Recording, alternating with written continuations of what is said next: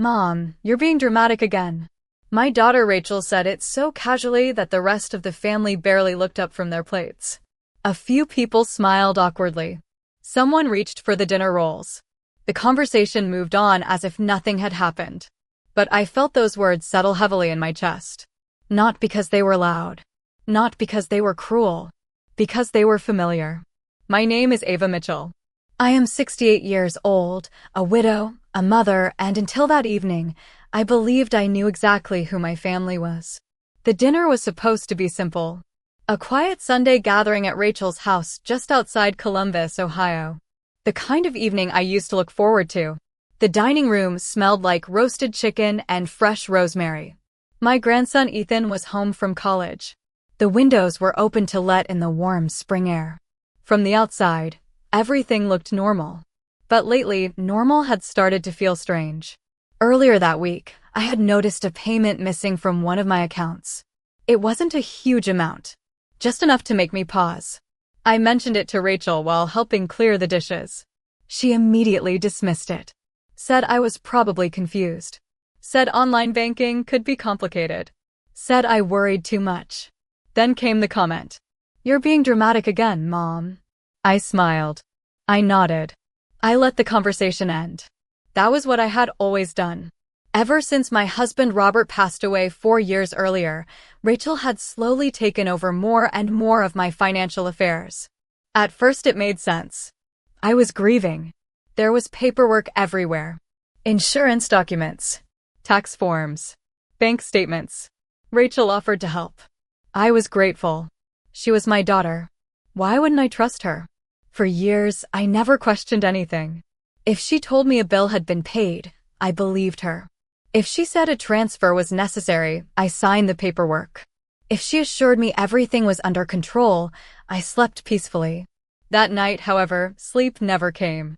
Around 11 o'clock, I sat alone in my kitchen with a cup of chamomile tea growing cold beside me.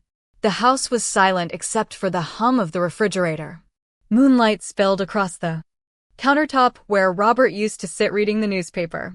I opened my laptop. I don't know exactly why. Maybe it was instinct. Maybe it was pride. Maybe I was simply tired of feeling foolish every time I asked a question. I logged into my online banking account. The password took me 3 attempts to remember. When the screen finally loaded, I adjusted my reading glasses and leaned closer. At first, everything looked ordinary. Then I noticed a transaction I didn't recognize. A transfer. Several $1,000s. My stomach tightened. I clicked on the details. Then another transaction caught my eye. And another. My tea sat untouched. The clock on the microwave ticked past midnight. The quiet kitchen suddenly felt much colder. For the first time in years, I wasn't wondering whether I had made a mistake. I was wondering whether someone I loved had been hiding the truth from me all along. I remained at that kitchen table until nearly 2 in the morning. The numbers on the screen blurred together, but I forced myself to keep reading. Transfer after transfer appeared in the account history. Some were small enough that I might never have noticed them. Others were large enough to make my heart pound. I printed several pages and laid them across the table. The stack grew thicker with every minute. What troubled me most was not the money itself. It was the timeline. These transactions had not started recently. They stretched back years. 5 years. Almost to the month. I leaned back in my chair and stared at the ceiling. Outside, a spring rain had begun tapping softly against the windows. The sound reminded me of countless nights when Robert and I would sit together listening to storms roll across Ohio farmland. Back then, life felt predictable. We worked hard. We saved carefully. We trusted the people we loved. After Robert died, everything changed slowly enough that I barely noticed. Rachel started helping with paperwork. Then she started accompanying me to meetings. Eventually, she began speaking for me before I could answer questions myself. At the time, it felt comforting. I thought she was protecting me. Looking back, I could not remember exactly when helping. Became controlling. The next morning, I woke after only a few hours of sleep. My eyes felt heavy. My mind felt heavier. I made coffee and carried the mug to the living room where framed family photographs lined the shelves. There was Rachel at 12 years old holding a science fair ribbon. Rachel graduating from college. Rachel standing beside her husband on their wedding day. In every picture I saw the same bright smile. The same daughter I had spent my life loving. I wanted an explanation that would make everything simple again. A banking error. A misunderstanding. Anything. Yet the documents sitting on my dining table refused to cooperate with those hopes. Around noon, Rachel called. Her cheerful voice filled the room. She asked how I was feeling. She asked whether I wanted to join the family for dinner later that week. She sounded completely normal. I listened carefully, searching for something hidden beneath her words. Some trace of nervousness. Some sign of guilt. I found nothing. When the call ended, I sat quietly for several minutes staring at my phone. Then I opened a folder where I kept old financial records. One by one, I compared statements from previous years. Certain patterns began to emerge.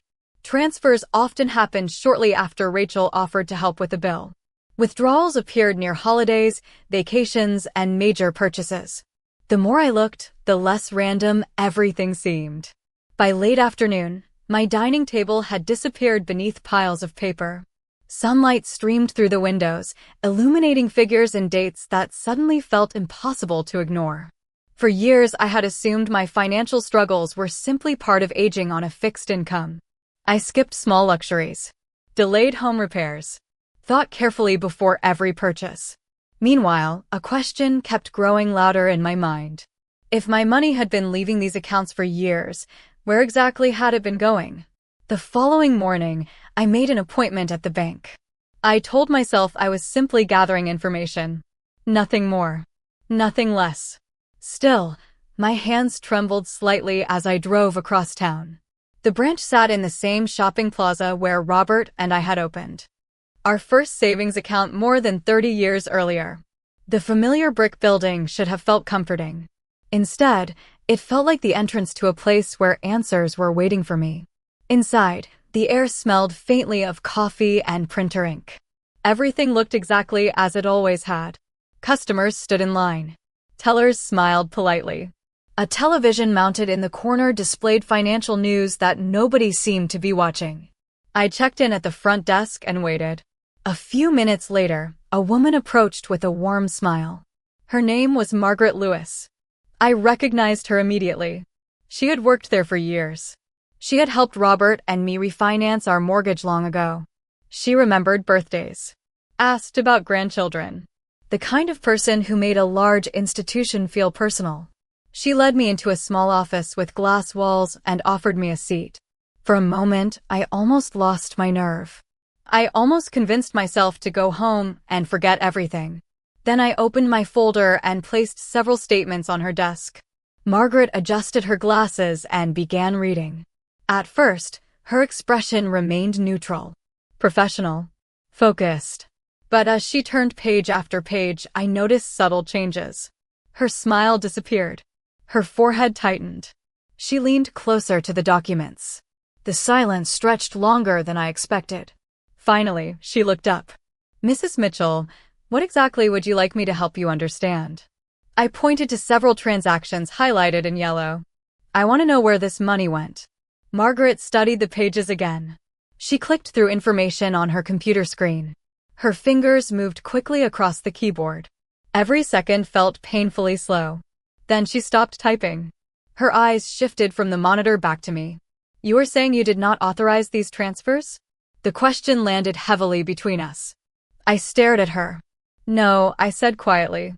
Should I have? Margaret hesitated. It was only a brief pause, but it felt enormous.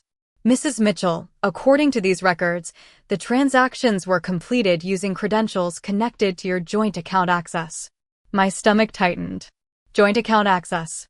I already knew who shared those accounts with me. Margaret continued carefully. Several transfers were approved electronically. Others were processed after verification procedures were completed. I swallowed hard. Are you telling me someone intentionally moved this money? She chose her words with obvious care. I am saying these transactions do not appear to be accidental. The room suddenly felt smaller. The hum of the air conditioner seemed louder. Outside the glass walls, people continued their normal lives while mine felt as though it were quietly shifting beneath my feet. Margaret turned the monitor slightly toward me and pointed to a list of dates.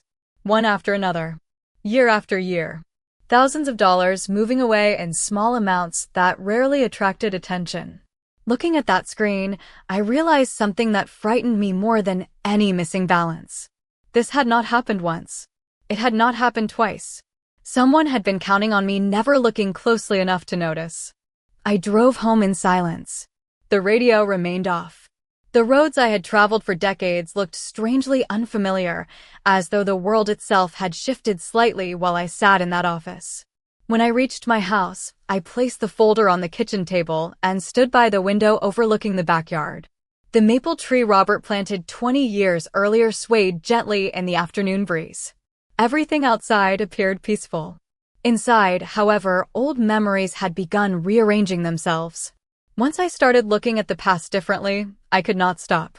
Small moments surfaced one after another. Moments I had dismissed at the time. Moments that suddenly seemed important. I remembered asking Rachel about an unexpected maintenance fee 3 years earlier. She had laughed softly and told me not to worry about details. I remembered questioning a delayed tax document. She had sighed and said the paperwork was already handled. I remembered feeling embarrassed afterward, as though I had asked a foolish question. At the time, I assumed she was being patient with an aging mother. Now I wondered whether she had simply become skilled at ending conversations before they went too far. The pattern became impossible to ignore. Every time I asked for clarification, I somehow ended up apologizing. Every time I expressed concern, I was told I was overthinking.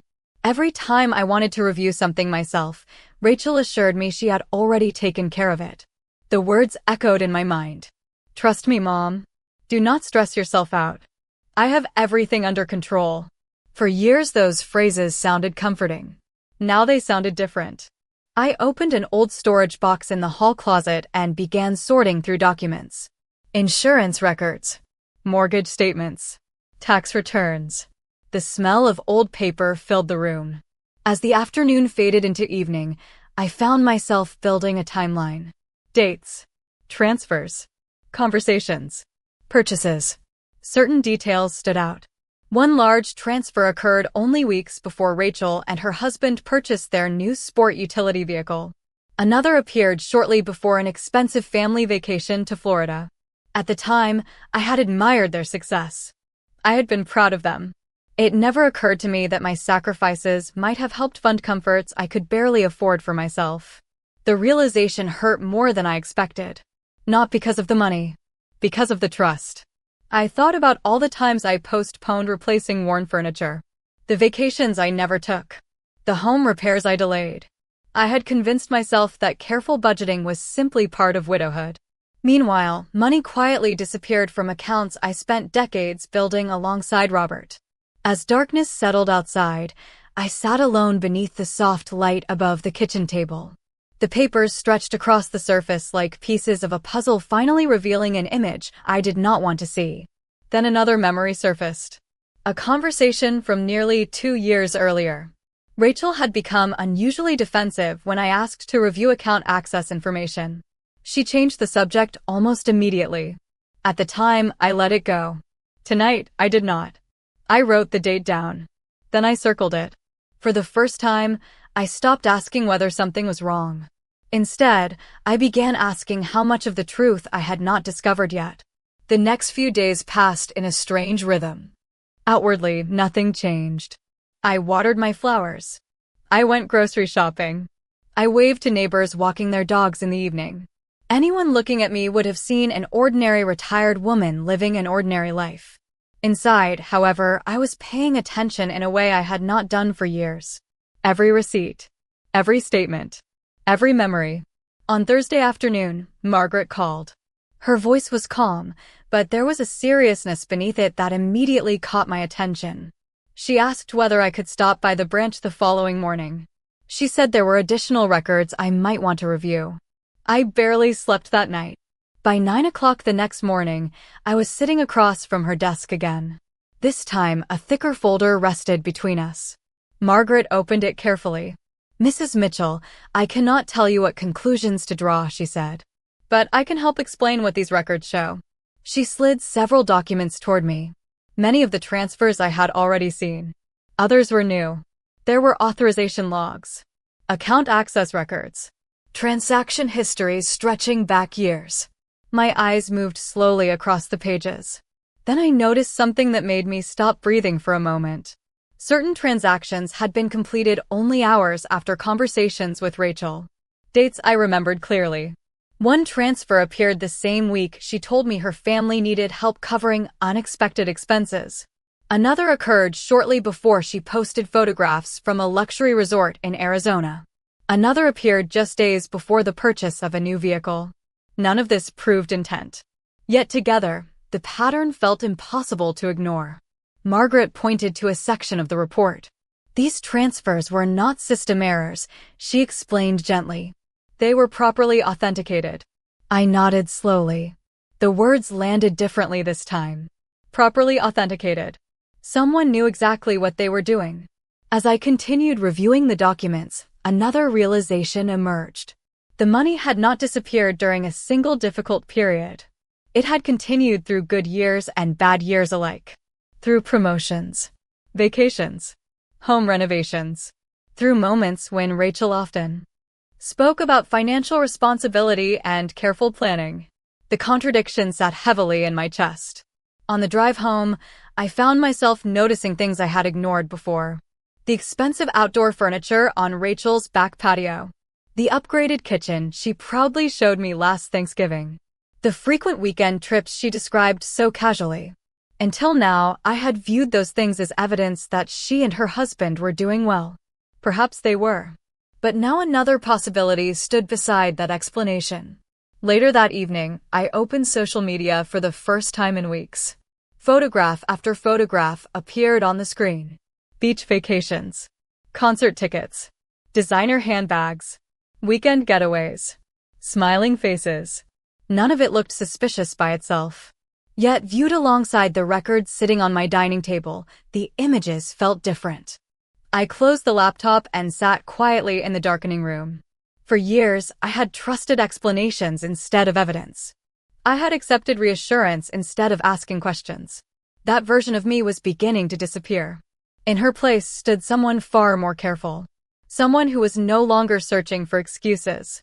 Someone preparing to learn exactly how much had been taken and what needed to happen next. The following Monday, I met with an attorney for the first time in nearly a decade. His office occupied the second floor of a quiet brick building downtown. The waiting room was simple. Soft lighting, framed photographs of local landmarks, a clock ticking steadily on the wall. I arrived 15 minutes early and spent most of that time staring out the window at people hurrying along the sidewalk below. Nobody knew why I was there. Not Rachel. Not Ethan. Not a single member of my family. For once, I intended to keep it that way. The attorney's name was Daniel Harper. He listened carefully as I explained my concerns. I showed him transaction records, authorization logs, and notes I had spent days organizing. He never interrupted. Occasionally, he wrote something down. Occasionally, he asked a clarifying question. When I finished speaking, the room grew quiet. Daniel folded his hands and looked at me thoughtfully. "Mrs. Mitchell," he said, "the most important thing right now is protecting yourself moving forward." Protecting yourself. The phrase lingered in my mind. For years, my focus had always been protecting everyone else. Protecting feelings. Protecting relationships. Protecting family harmony. Somewhere along the way, I had forgotten that I deserved protection too. Over the next hour, Daniel explained several options. We reviewed account structures, beneficiary designations, estate documents, financial authority arrangements. Every explanation felt like a window opening inside a house that had been closed for far too long. By the time the meeting ended, I had made several decisions. Careful decisions. Quiet decisions. Nothing dramatic. Nothing emotional. Just practical steps designed to ensure that my future belonged to me.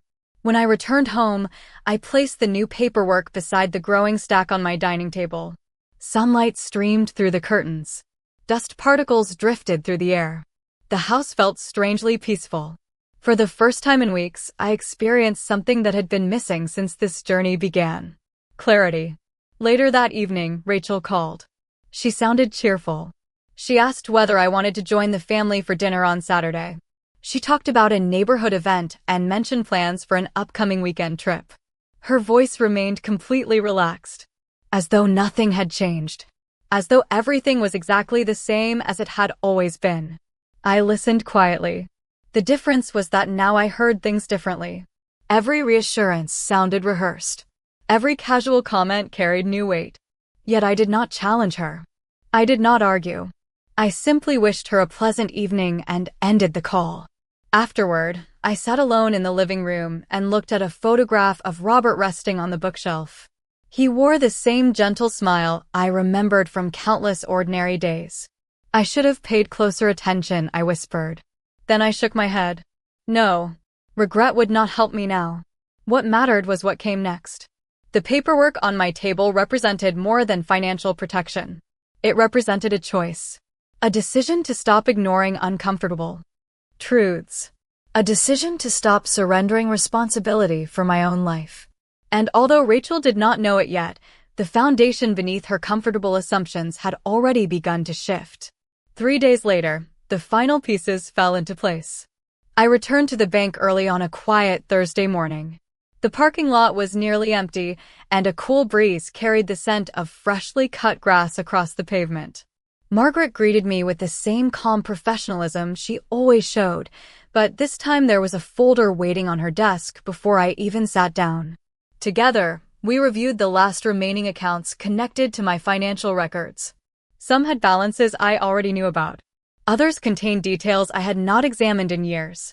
As we worked through them one by one, I realized something important. The problem was not simply what had happened in the past. The problem was that it could continue happening tomorrow. That realization made my next decision surprisingly easy. By lunchtime, new account structures were in place. Access permissions had changed. Notifications had been updated. Security measures had been strengthened. The joint accounts that had once connected my finances to Rachel's authority no longer existed in the same form. Everything was legal. Everything was documented. Everything was done quietly. No dramatic confrontation. No angry speeches. Just signatures, forms, and careful planning. When I left the bank, I felt lighter than I had in months. The afternoon sun reflected off storefront windows as I walked back to my car. For years, I had carried responsibilities while believing someone else was helping manage them. Now those responsibilities were back where they belonged. That evening, I cooked a simple dinner and spent the night organizing paperwork. The house felt different. Not because the furniture had changed. Not because the walls looked different. The change was inside me. Around 8 o'clock, my phone buzzed with a text message from Rachel. She asked whether I wanted to come over Sunday afternoon. I replied politely and said I would think about it. A few minutes later, another message arrived. Then another. The questions were harmless, at least on the surface. She wanted to know whether I had received certain banking notifications. She asked if there had been any problems with account access. Reading those messages, I sat very still. For the first time, I sensed uncertainty in her words. The next morning, that uncertainty became impossible to miss. My phone rang shortly after breakfast. Rachel sounded unusually tense. She explained that one of her payment cards had stopped working unexpectedly. She assumed it was some kind of banking mistake. She asked whether I had received any notices. I listened quietly while she talked. Then I told her that I had recently reviewed my finances and made several changes. Silence followed. Not a long silence. Just long enough. Long enough for both of us to understand that something had shifted. Rachel quickly recovered and laughed nervously. She said she was sure everything could be sorted out. She ended the call a few minutes later. Afterward, I carried my coffee onto the back porch and watched morning sunlight spread across the yard. Birds moved between the branches of Robert's maple tree. The world felt calm. Yet somewhere across town, assumptions that had existed for years were beginning to crumble. And for the first time since this journey started, I was no longer waiting for answers. I was waiting to see how people behaved when the advantages they quietly depended on suddenly disappeared. Saturday arrived with clear skies and unusually warm weather. I spent most of the morning tending to my flower beds, trimming rose bushes and pulling weeds that had appeared after several days of rain. The simple work helped quiet my thoughts. Around noon, I noticed a vehicle pull into my driveway. Rachel stepped out before the engine was fully off. Her movements were quick and tense. She did not wave. She did not smile. By the time I reached the front door, she was already climbing the porch steps. "Mom, we need to talk," she said the moment I opened the door. Her voice carried an urgency I had never heard before. I invited her inside and offered coffee. She declined. Instead, she paced slowly across the living room, glancing at family photographs and shelves she had seen hundreds of times before. Finally, she stopped and faced me. "The bank says there have been changes," she said. "Important changes." I nodded. "There have." For a moment, she looked genuinely surprised by how calmly I answered. "Why would you do that without telling me?" she asked. "I have been helping you for years." The words hung in the air between us. Helping you? Once, hearing them would have filled me with gratitude. Now they sounded different. I sat quietly and folded my hands in my lap. Rachel continued speaking. She reminded me of appointments she attended, forms she completed, problems she solved. Each example was presented as proof of her dedication. I listened without interrupting. When she finally paused, I asked a simple question. "Do you remember telling me I was being dramatic?" Her expression changed immediately. "Mom, that is not what this is about." "I think it is," I replied softly. Silence settled over the room.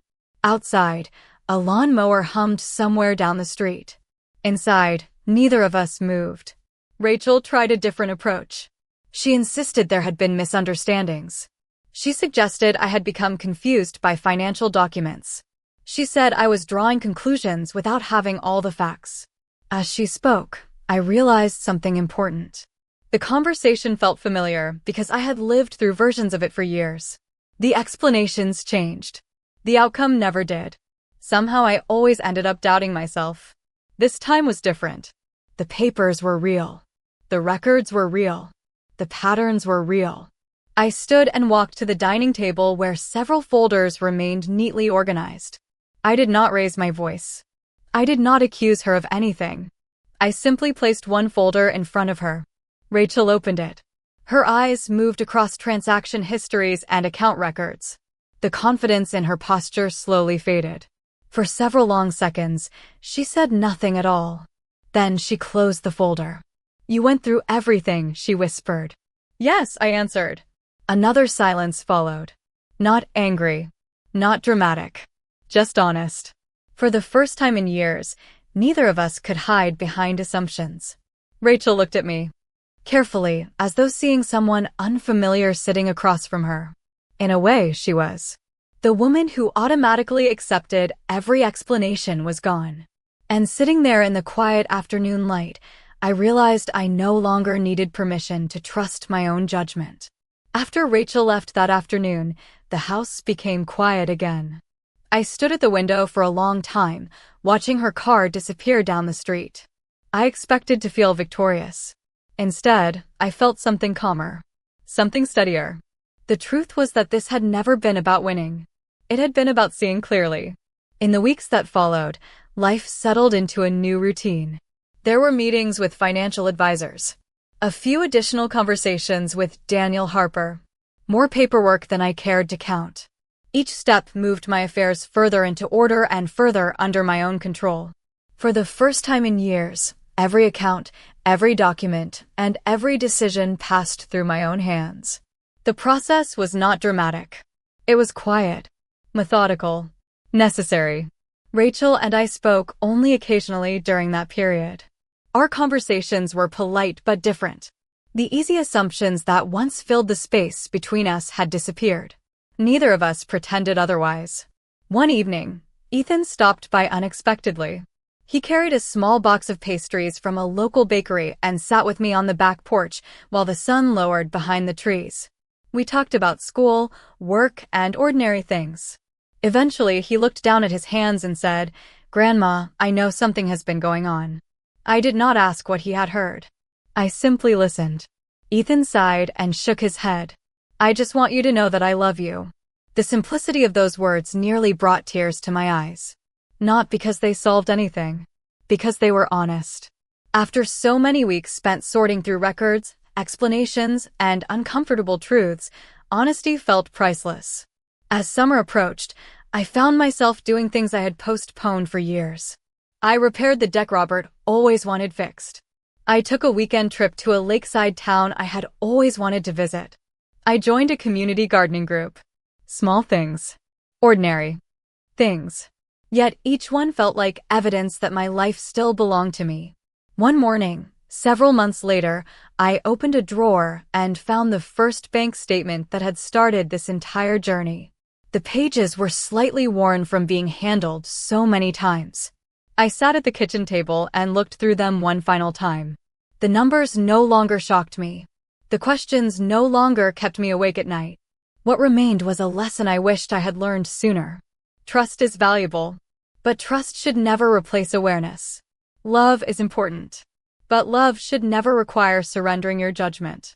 I folded the statement carefully and placed it back in the drawer. Then I walked outside into the warm morning sunlight. The maple tree Robert planted years ago stretched high above the yard, stronger than ever despite countless storms. I smiled as a gentle breeze moved through its branches. My daughter once convinced me that asking questions meant I was overreacting. She was wrong. The moment I started paying attention was the moment I began protecting my future. And in the end, that future turned out to be worth far more than any amount of money.